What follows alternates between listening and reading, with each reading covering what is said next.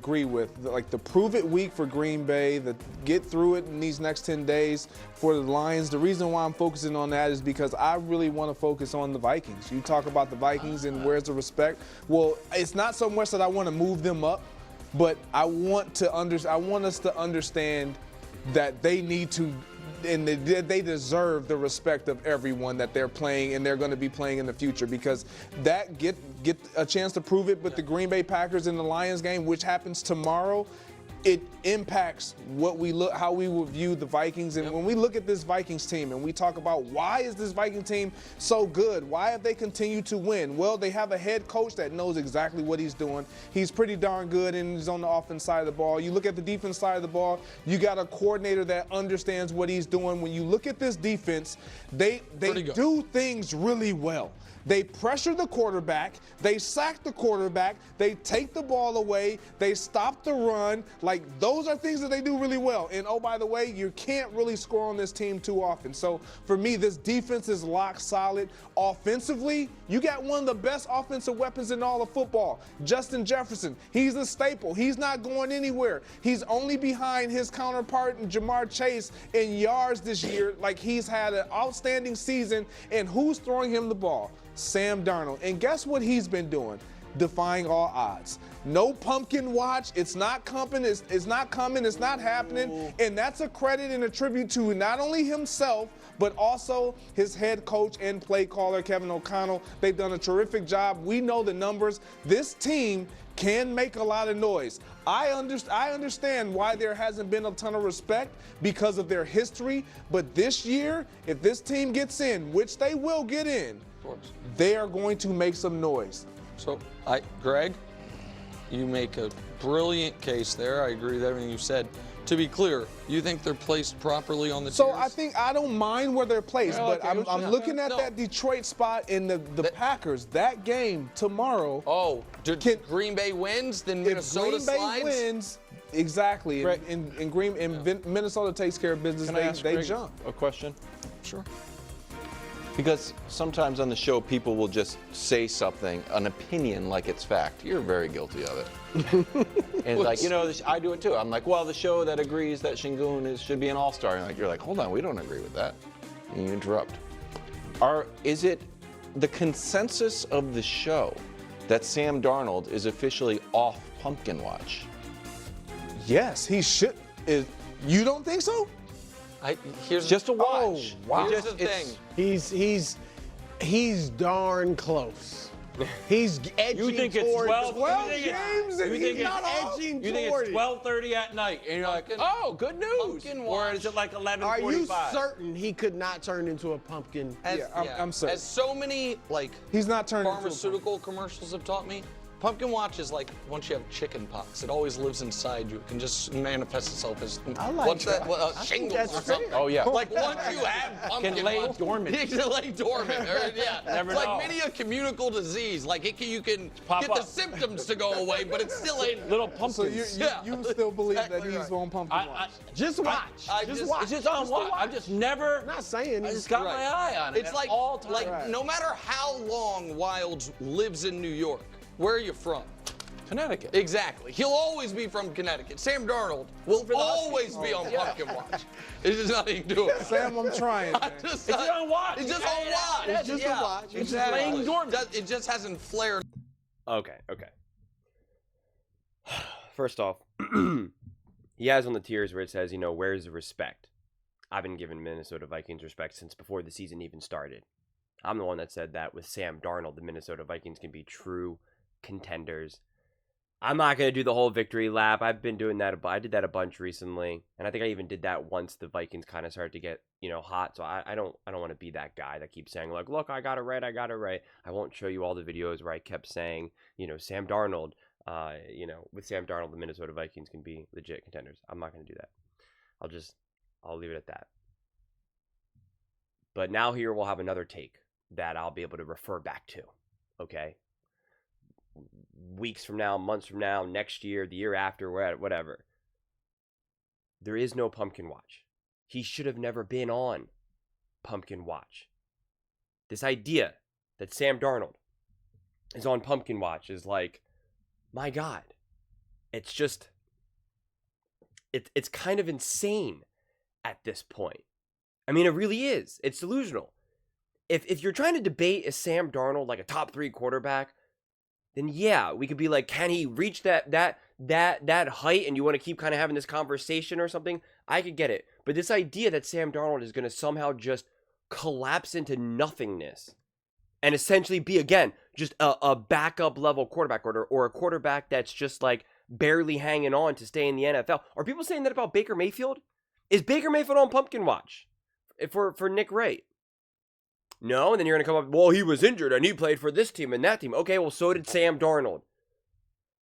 So if there's no pumpkin watch for a quarterback like a Baker Mayfield, then there's no pumpkin watch for Sam Darnold. Sam Darnold's better than Baker Mayfield. Sam Darnold will most likely be the quarterback for the Minnesota Vikings next year as well.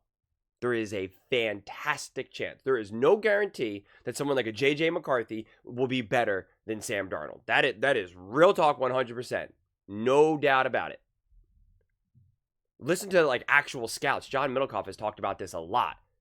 Who is actually like, a scout and obviously very knowledgeable in football. Does a lot of, does that Sunday podcast with Colin Cowherd. I highly recommend. And he's been banging that drum as well, saying like, listen, this idea that you can just move on from Sam Darnold, like you're just guaranteed to find another quarterback who can do this, who can lead a team to this level is just, there's no guarantee in that. Now, if you have someone like a Patrick Mahomes in the wings and you move on from Alex Smith, then sure, absolutely.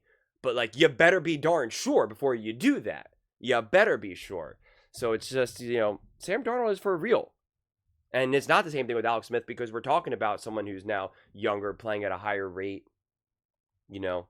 different style of football these days. So it's not even a perfect example is my point. But the Minnesota Vikings, because then this is really funny, because, Greg said the Minnesota Vikings are going to go into the playoffs. He kind of said that and Nick Wright, kind of under his breath, softly was kind of just like, well, yeah, of course, and it's not, of course, because do you guys remember weeks ago when he was doing his quarterback tiers? Or not his quarterback tiers, but his rankings or whatever. He absolutely said that that the Minnesota Vikings have a real risk, a real chance of not making the playoffs. And I went nuts. I was like, are you serious? Of course they're going to make the playoffs. And it might have even been like the name of the tier where it's like, could miss playoffs. And this was like when the Vikings were literally like undefeated or had like one loss. And he was very dead set about the Vikings because he thought the Bears were going to be there. He thought the Cowboys were going to be there. He thought everybody was going to be there except the Minnesota Vikings. And I'm not organized enough to be able to find that clip, honestly. Hopefully one day this channel can get big enough where I could be like, you guys remember that video? And someone says, yeah, I remember that. And they just know it and they link it. And I go, here you go. And then I can just show it. But that's a long time away. You got to be, kind of a big deal to be able to have that internet pool, which I most definitely do not have. But he definitely said it because, like I said, it was only within the last 5 weeks or so, last month or so. So not that long ago. So again, we can't say, well, of course. There has been consistent doubt around this team, which is so interesting to me because some of these other fool's gold situations with teams you can point to where you could be like, this record feels misleading. And really the best team for that, the best example of that in recent memory really is the Philadelphia Eagles in 23 and to another degree, even the Dallas Cowboys. But I would actually even give the Dallas Cowboys more credit than the Philadelphia Eagles. I would actually probably consider them to be a better team than the Philadelphia Eagles in 23. And that's why I think the 23 Eagles actually beat the Cowboys at being the most misleading, which is actually a victory for the Cowboys. But you can really point when some teams are kind of misleading. Their record's misleading, their wins are misleading, their stats, their numbers. And it just to me, it just feels very obvious. There's too many games where you could say, man, if only this team just didn't have so many penalties, they would have rolled that game. Or, oh man, so-and-so fumbled on their own 7-yard line. That's a game-changing play. There's just too many of those types of things. That's never been the case with the Minnesota Vikings. Never been the case.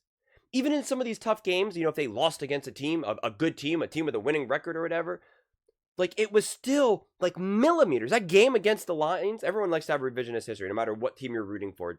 It's like, they want to say, oh, well, really, if so-and-so caught the ball, that score wouldn't even be that close. And it's like, that we can do for every game. And that's why you got to be really careful when you do that. You really say, okay, well, if we're going to do that on that side of the ball, well, then we also have to do it on this side of the ball as well. And that's where you kind of try to match it up a little bit. And the reality of that game was that the Vikings were right there. So if everyone's so quick to say that, and this is before the injuries, everybody was so quick to say that the Lions are a top team in the NFL, and honestly, rightfully so. I'm one of them. The Vikings are right there. Greg and Nick earlier in the Saquon Barkley MVP conversation with Saquon and Josh Allen, they were having this debate kind of back and forth, and it was Brew, and Brew came out and said, if Saquon breaks the rushing record or whatever, he should be MVP. And Greg kind of came back and was like, see, but that's kind of ridiculous. Like, if he's just short of the rushing record, then that means he's not the MVP. But if he breaks the record, then he is the MVP. Like, it doesn't actually make sense. And Greg Jennings is 100% correct in that regard. And we do that with wins and losses, where a team can be right there. The Minnesota Vikings can be right there with the Lions. And people are seeing again that the Lions are a lot of people these days, again, before the injuries, were saying the Lions are the best team, at least top 2. You'd be hard-pressed to find a lot of people that weren't at least putting the Lions top 2. But you are not finding pretty much anyone saying, well, the Vikings are top 2. They're top 3, top 4. Most people are not. They were saying it's the Lions, the Bills, the Eagles, the Chiefs, the Ravens, right? Like Colin for a while didn't even have the Vikings in his top 10. And it's like, but they were right there. They were right there with the best team. That means just because they lost, that means that they're just not on that level. They're actually levels below. It doesn't work like that. It doesn't. It doesn't work that way. I never thought that I would be the guy who just, because it seems like so many of these people out there, like on TV and, whatever on YouTube, they have these like defining kind of characteristics, like the way how they view, the lens that they view. Nick Wright is incredibly analytical, right? He is like just all about the math and numbers. That's why all of his arguments are always math. Look at the stats. And, then you have someone else like Colin Cowherd, who's very much kind of like tries to look at things through the lens of like business professionals. That's why he's always referencing. He's like, I was talking to Mark Cuban the other day. I was talking to the CEO of a Fortune 500 company. And it's like, all right, I get it. You've been around. You know what it's like to be in the upper echelons of the world. I get it. Respect, by all means, truly, respect. And then you have someone like a Greg, who's definitely more of like a rough and tough, like ex-athlete, who's very much a kind of like, gotta find a way, And you have Mangini, who's definitely very much like an ex-coach, still a coach. Once you're a coach, you're never not a coach. And he's just very much kind of looking at it through like a coaching brain and the conversations that are being had in the locker room. And for me, I try to bring it all together. I try to kind of have a multi-view and not look at anything through one lens. But if there's one thing that's becoming obvious to me, is like the thing that I keep just railing on again and again and again is that everything is not wins and losses and stats.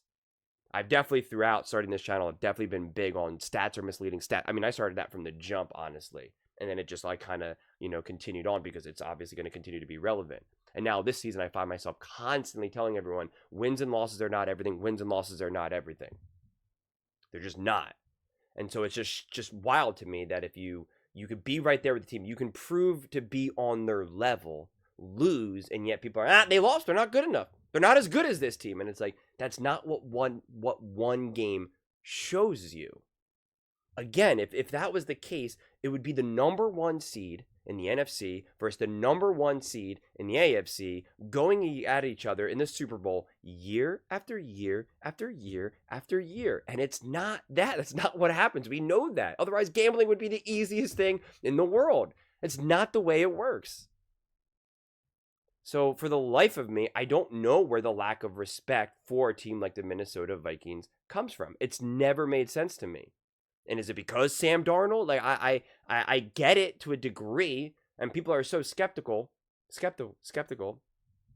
But why are people so skeptical of someone like a Sam Darnold and thinking that he's going to be bad, but yet they're so quick to crown, say, another player or another team or a rookie or a college quarterback who's never even played. Which we know there's plenty of people on TV who do that.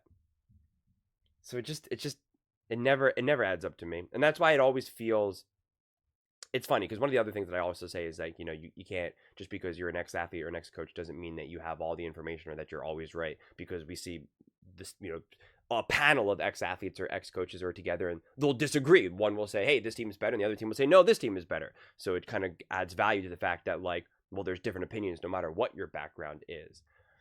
But it does feel validating when you see someone like a Greg Jennings on a show, at a table with a bunch of people who obviously have not played in the NFL, and he's just like, what are you guys all talking about these Minnesota Vikings, man? Like, how are you doubting this team? And it's like, I know, that's what I've been trying to say, man. That's what I've been trying to say.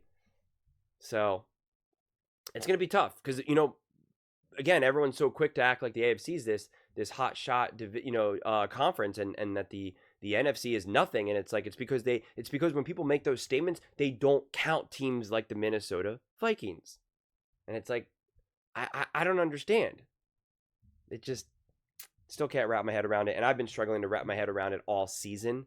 And it's just like, it just kind of continues to go. And to be fair, like this, at this aspect, Nick did, I think it's still fair within reason. Like putting the Vikings up there, they're 1, 2, 3, 4, right, 5, 6, like top 5, top 6 team. Like that's fair. Whether you want to say that they're higher or not, that's also fair. But like, this isn't like an insult. This is like where he actually put them isn't like, oh my God, Nick, I can't believe he's doing this. Like I think that is honestly fair. Again, you could argue that the Vikings should be higher and this other team should be lower. That's now arguing like millimeters from my viewpoint.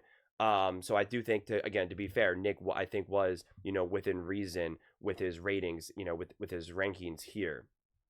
But then he kind of ruins it by saying that Sam Darnold will never leave, he'll never lose Pumpkin Watch. And it's like, imagine being a top quarterback in the NFL, a great quarterback in the NFL, right? Leading your team to potentially the number 1 seed and a ranking of top 5, top 4, whatever it may be.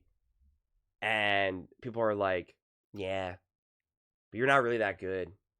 And you know what? At any moment, you're just going to pop. You're going to turn to pumpkin pie.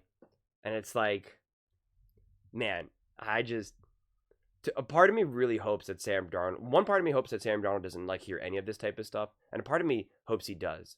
Because it's actually got to just make him smile, honestly. It's got to just be like, it's got to be such a surreal feeling to be like at home. Someone, a friend of yours, buddies, and a teammate sends you a clip and says, "Do you see what they're saying about you, man?" And it just got to be like, yeah, like can you imagine having so much of that doubt when you continue to have excellence, when you continue to prove that you are deserving of the spot at the table, and yet you still have people questioning it. It's just, it's pretty funny. But those are just my thoughts. I'd absolutely love to hear yours. What do you guys all think about the Minnesota Vikings making strides and being Sam Darnold so good? Let me know in the comments below. I read every single comment, so whether you agree with me or disagree with me, either way, let's get in some discussions. Let's get in some fights. But ultimately, let's just have some fun. And please do consider subscribing. We are building an amazing community here, and I absolutely love to see you part of it. I want to build something that we all genuinely feel connected to, something that we're really excited to be part of. I think we're well on our way to doing it. And please don't forget to give this video a thumbs up, as it really does help with the visibility and the algorithm. Thank you so much, and see you next time.